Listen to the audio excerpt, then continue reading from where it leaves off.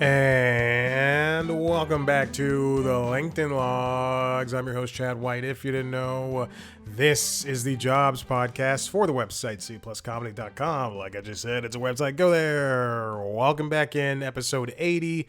Here we are. I haven't done this in a month. Mostly because there has not been a lot to talk about. And also, that's pretty much it. There's not been a lot to talk about. There's something on here that I have from July 25th. And there's another thing I have on here from August 10th. So I'll just go ahead and I'll talk about those things. But know that I had those prepared. And I just didn't do the show. Mostly because nothing's been going on. All right, so let's get into this. What's been going on with me? Well, the contract is over. I know I mentioned that at some point, but I did like one thing with, actually there's two things I did. I did one thing with this, unfortunately, AI company. Training an AI model, which is, I did not want to do it. But I saw how much they were offering. And I went, I guess I have to do it. If even just to take care of, groceries for me and the animal.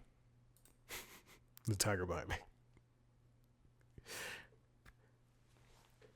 So I took this thing. It's with a company called Aligner with 2 R's. And you train, the whole goal is to train this AI, artificial intelligence tool or chatbot. I don't even know I don't know how to classify it because I have no idea what it is. So this whole idea is to train their tool. Oh, LinkedIn is down. Okay. Well, interesting. The whole idea, nope, it's back. So I sat on this platform that they have. First of all, they have way too many websites. And another thing is I could not find anybody saying anything negative about this, but also there were hundreds of people commenting within, I'd say dozens, maybe a couple hundred, but commenting within their Slack or what's the one that people who get Discord? I think it's Slack. Commenting within their Slack. And there's so many backwards. Again, there's so many websites, and then there's so many backward instructions. Really, I'll probably say there's 2 websites, but that's 2 websites too many. So Aligner is the platform, and then you get your projects via Labelbox. Aligner is like the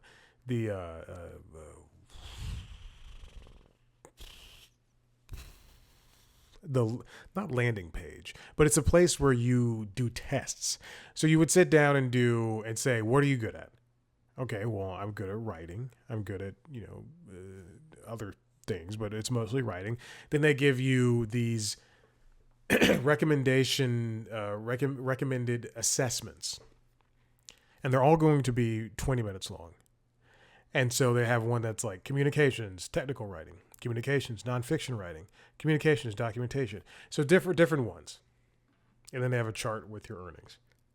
Now, these tests are not the things you get paid for. They're assessments to assess how well you know the topic at hand, the very specific topic at hand. Now it sounds like to me, and to you, the audience, that this is fake, but also kind of like a waste of time. You do these. You start your assessment, and you sit down with their AI, Zara. You sit down with Zara, and you have a 20-minute conversation. Now, I'm not somebody who uses an AI tool on a daily basis. I tangentially pop in, and I don't use it for creativity or communication or anything like that. I just use it to basically handle things that I don't want to do, like small things that I could do by hand. And even then, it does not do it well. I tried to make a list yesterday specifically of I was planning today's workout, and I had like 20 things on there, and I went, this is I just need to know which one. I need a list so I could mark it down by hand or whatever. Chat GPT could not handle taking the copy and paste from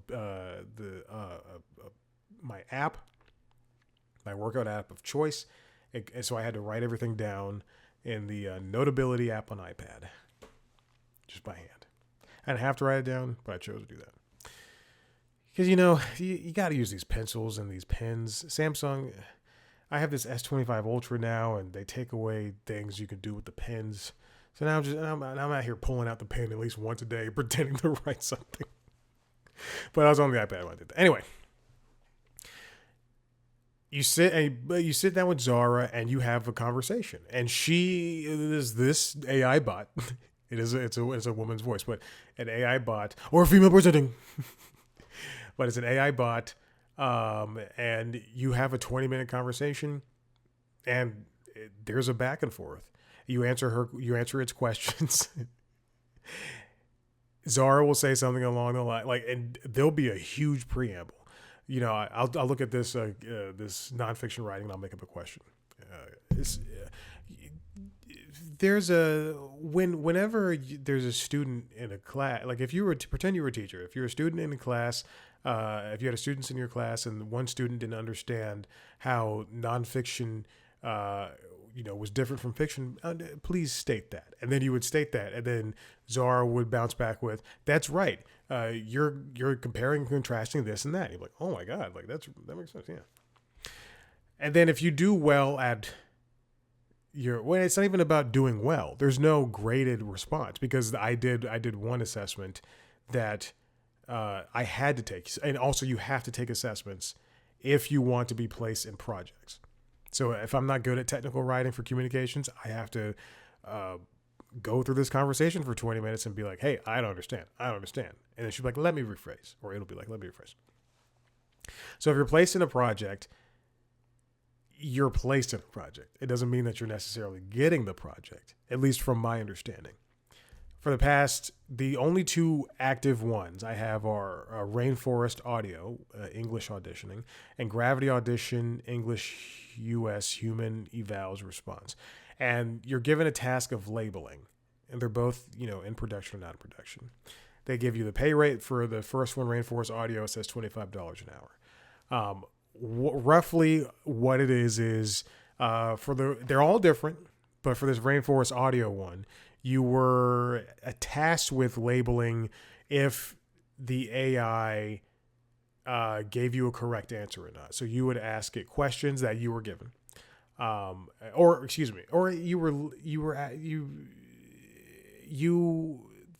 was a prompt that you had. I can't go back and see, but there was a prompt that it was, give your response to this. And then you would give your response, not even a response. It was like you'd have to give canned answers that it provided you. So give your response to this and say it angry, or say it happy, or say it sad, or say it with apprehension. And you have to say it into the microphone from 2 feet away, from 10 feet away. Truly, like that's how it was.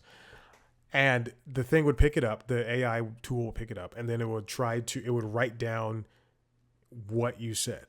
And then it would split it into two answers. One, AIA, AIB. And then you would have to listen back to the AI, both of them read it. And one was going to be very verbose and answer the thing. The other one's not going to be very verbose, but also answer the thing. And then you would give reasons why, which one was better, why that one was better. Answer a survey, and you did all that for $25 an hour. So those are the basics. That's roughly what it is. Because again, I can't go back into this thing because there's no way for me to do more work for it. Again, I wasn't even paid for that. I wasn't even selected to do that. I don't understand how people are getting paid from this. They're just training an AI thing. And then was that it? Was that okay? So there was another thing via this other company that I've done things with before and have gotten paid. UTest. You know what? I can talk about this. I tested Facebook's new or Meta's new scrolly majig thing where you wear like a wrist bracelet and then you type on your leg and you scroll up and down using your fingers and all that stuff. They announced that, so I did it. I had signed an NDA a long time ago, but I had to go to a place in Midtown. Buckhead, doesn't matter. I went to a place in Midtown, and I had to like do a thing for an hour or so. And then I was paid. I had to hide my phone. They took your phone and everything. They were very just like. Ugh. One day I'll talk about that experience. It's nothing spectacular, but there were like before you went, before they chose you, you had to answer questions like, what hand do you write with, and do you speak English? Like what languages do you? If not English, then what language do you primarily speak? Because then when you were assigned the device, if you said you write with your left hand, but you were actually more of a right-hander, then you had to use the device with your left hand. And if you said you spoke Spanish most of the time, it would be in Spanish. The instructions would be in Spanish. So, yeah, I just remember very specifically, in my room, there were people who were like, oh no, I thought, you could switch back and forth. Like, no, we're beta testing. So for UTest, I did an AI, it was a Google, I signed an NDA. It doesn't fucking matter. It was a Google-based AI thing where I had to basically all the safeguards that I turned on on day one when I got my Google Home Minis for the first time, I had to turn them all off. The recording of my voice, the other things that involve, Google being able to creep in. So I had to turn all that stuff off and then do some stuff, like ask it questions every day and for like 3 days straight. So yeah, I did that. But now here's the most important thing in all of that. I think about 2 weeks ago, or maybe last week, I don't remember. I applied to a job for I will say national news organization. It's not cable. It's not broadcasting. I guess you could say it's cable. I applied to this job, and then I get a response back from. I guess I don't know. I'll be very upfront with you. I just had the third interview. To like truly, how long am I into this? 14 minutes, 16 minutes ago. It just ended 16 minutes ago. And I said, I'm wearing a shirt. Might as well sit down. And the microphone's out. Might as well sit down. But that person referred to as the first person as the recruiter. And I don't know if that's necessarily true. I have to look through my notes. And yeah, there's so many friggin' notes. But we had a conversation regarding the job. The recruiter, she basically interviewed me. Why am I trying to hide genders too? I talked to all women, no big deal. But we spoke for 30 minutes, and all three of the people, we spoke for roughly 30 minutes each, but all three of the people were, just very gung ho about the position that they've opened up. It's a new position in a there's no bureau, but I'm going to refer to Atlanta as the bureau.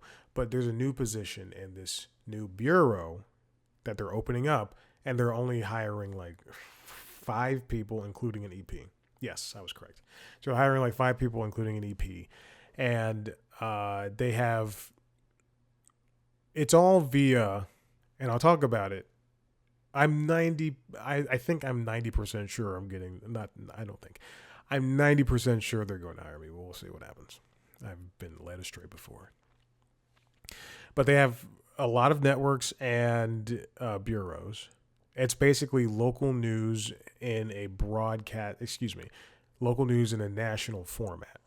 And I would more or less be a pseudo multimedia journalist, producer type thing.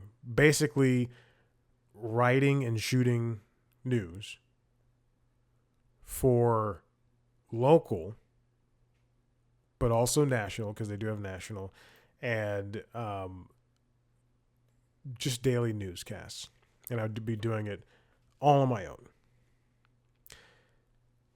It's a full-time position. You get the benefits. I will say this: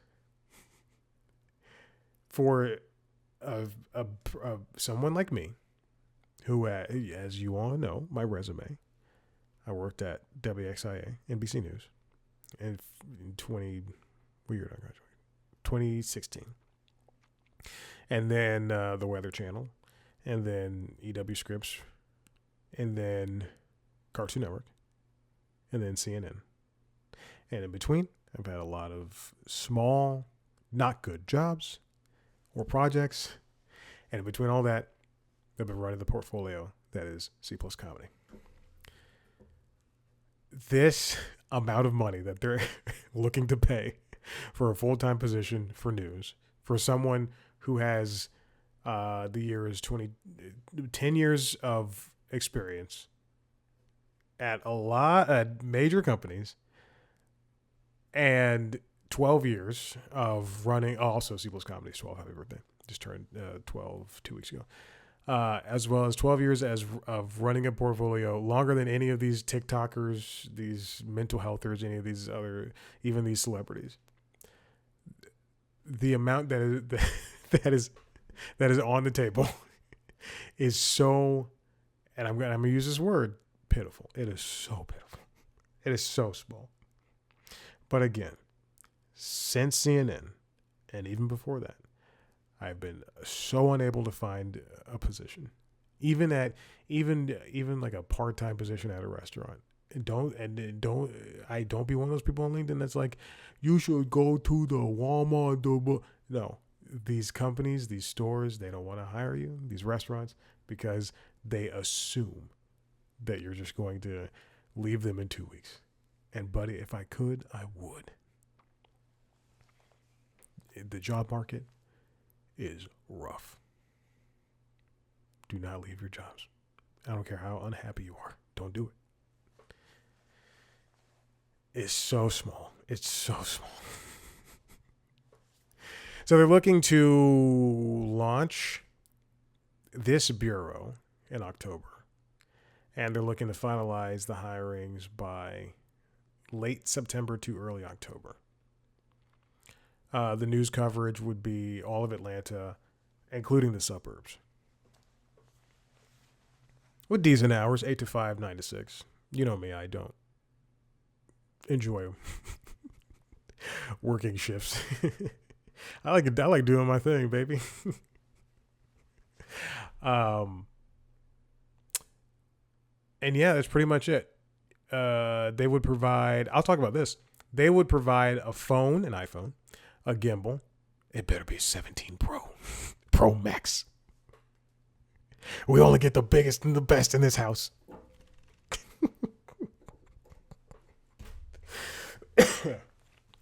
A gimbal, a Steadicam of some sort.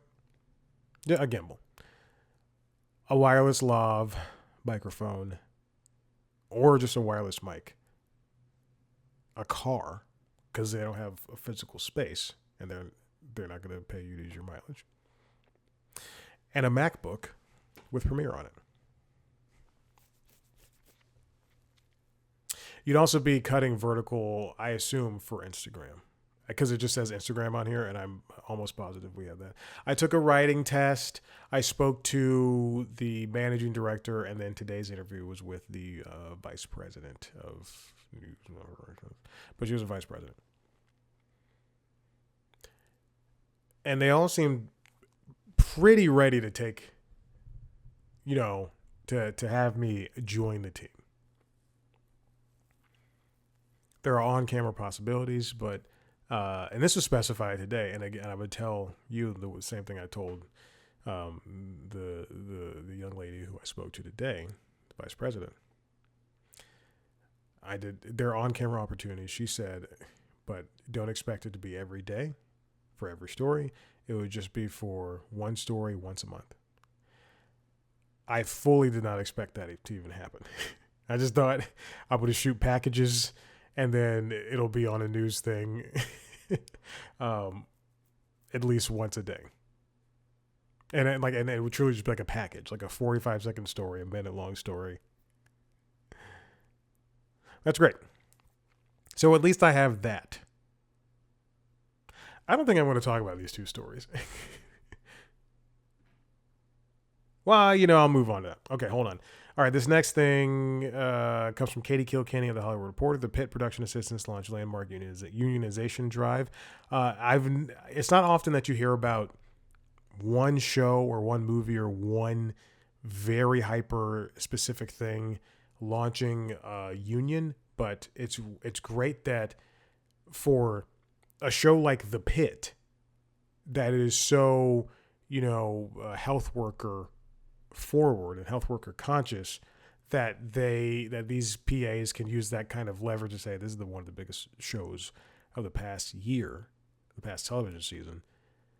We should make our own union.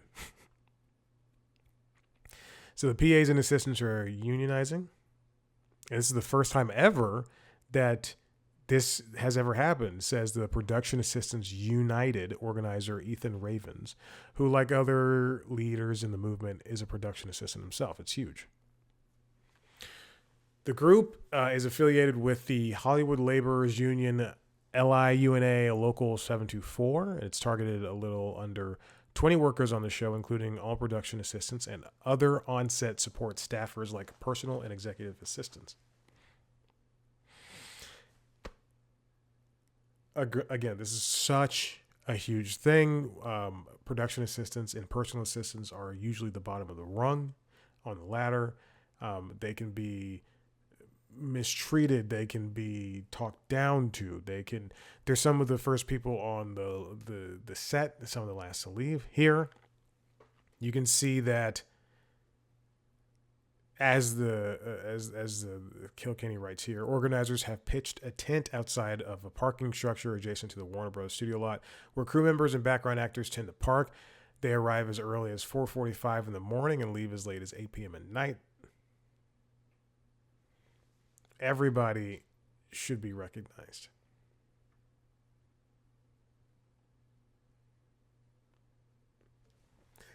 And then finally, this comes from New York Times, written by Natasha Singer. Goodbye, 165,000 tech jobs, student coders seek work at Chipotle. So as these companies are experiencing giant layoffs, we have Microsoft, Amazon, and others, as they embrace AI coding tools, computer science graduates who, they're very smart people that were once promised these jobs in Silicon Valley, even if, we heard that a lot of them would just choose to sleep in vans or their cars and right outside the office and go to work.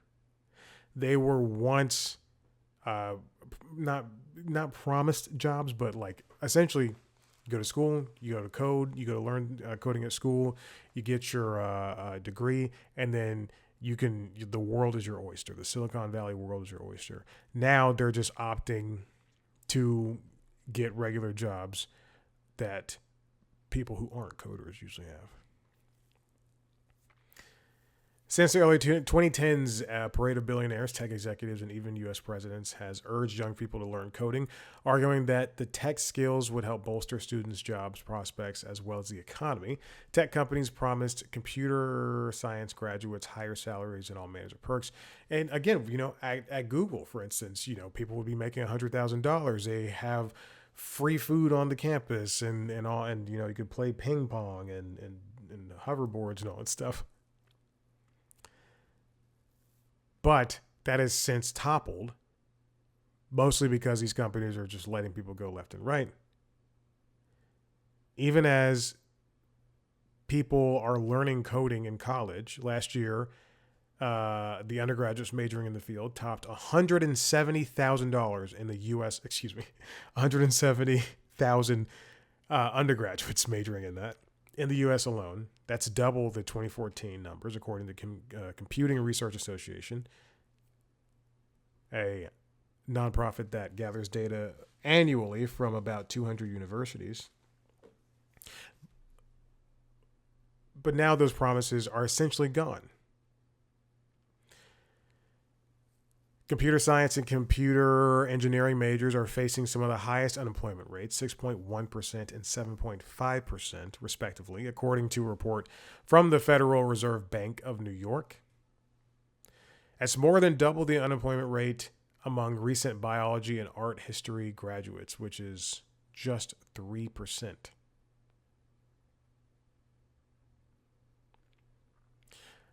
So we have these very smart people who can't get who learned I'll say probably still a niche skill, and if not niche, then it's right outside of it. Who learn these skills, a skill of coding, who's certainly more useful than I. They can't get jobs, and we're all in the same boat.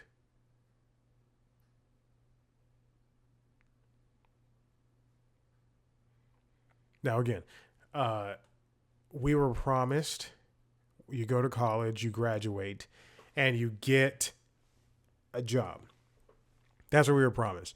I do feel as though, especially when I graduated college, some of the people before that, some of the people after that, we've been disenfranchised from that notion, because that's not what happened. I worked in a factory for months, and then I was offered WXIA, and even still, it was $10 an hour, and I was driving from the suburbs to do the job. And then my first well-paying job, and still the only time I've ever had healthcare, was with EW Scripts, where I was making $40,000 before taxes. When the pandemic hit and I was there, we had a meeting. The meeting before I was let go from the company, we had because there was a meeting. I had a meeting before, and then like 2 months later, in December, I was let go. But when people were working from home, all the editors were working from home, I was one of 5 people still coming into the office, and I remember sitting down with my boss over Zoom, who was at home. And I said, hey, if they get, compensation for, their internet, shouldn't I get compensation for driving to work? Because it would still take me, 20 minutes, even though there was no traffic. Still take me 15, 20 minutes to get there in the morning, and I'd stay all fucking day. And I came like with numbers, and I was like, hey, after taxes, I'm only taking home $26,000, and these people are, there. And she just gave me, a BS answer. She just gotten promoted. And I'm just thinking, that's not fair, Ebony. That's not fair. I figure I'm going to burn bridges as much as I possibly can, because this shit doesn't matter. This shit does not matter. I see people writing their suicide manifestos on LinkedIn, getting job offers in the comments. I write, hey, I'm still looking for work. It's been 3 years. And I'm sent messages. You shouldn't be writing that. How dare you? It's a privilege. I wish I was kidding. But it's tough. And I think people who aren't in this situation don't fully understand. You have, as much as I think that these people are smart and engaged, I think that they lack the current real world experience, and that is, the people I'm talking about are Kara Swisher and Scott Galloway. As smart as I think they are, they have a lot to say about people in my industry. They don't necessarily, just because what they experienced, not even like similar things, but because from what I can tell based on their careers, they've been on the outside. If you could brag about selling a company, like, oh, the company was going to go down, so I sold it and I made $10 million, then you're as, again, we all voted the same, but you're as lost as the Elon Musks of the world. Yet, yes, you're a little bit more in touch than the other rich people or the non-celebrities, but to the two of them and to the other people that are in their bracket and in their surroundings that they pal around with, you don't have this. You're not in the same boats as us, as regular people who have to apply to Chipotle or to do this or do that just to get around, just to get by. So it's tough, and it's really strange that all of this still kind of is happening, and it's only going to get worse. And it doesn't matter. Going back to school is not going to change anything. A lot of this is, every good actor or musician or artist in general will attribute not just their skill to why they're successful, but also luck, timing and luck. And you just have to get lucky sometimes. I wanted to check and see if the sun was still out so I could go to the pool. Hey man, this apartment's expensive, and I'm going to use the amenities as much as I can before one day I'm ousted. Listen, if you like what you heard here, head to the website, cpluscomedy.com, where it's down right now, but it'll come back at some point.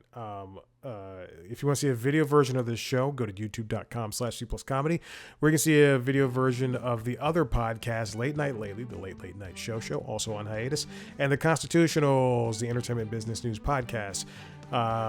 So watch me talk to famous people under the interviews on youtube.com/cpluscomedy, and subscribe to those shows wherever you get your podcasts. Follow me on social media. Follow us on social media at C Plus Comedy on TikTok, Instagram, and Blue Sky. Me at Chad Black White on those platforms. Thank you so much for listening. We'll see you next time. Bye.